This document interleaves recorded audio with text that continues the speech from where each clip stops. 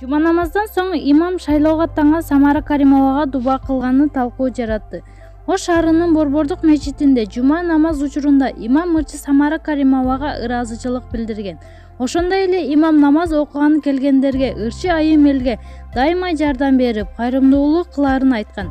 Бул тууралуу Кактус медиа сайтынын өздүк булактары билдирген. Эске салсак, Кыргыз Республикасынын эмгек сиңирген артисти ырчы Самара Каримова жакында Ош шаардык кеңештин депутаттыгына Биримдик партиясы менен талапкер катары бара турганын билдирген. Ал эми шайлоо мыйзамына ылайык талапкерлерге үгүт иштерин жасоого шайлоо башталгыча тыюу салынган.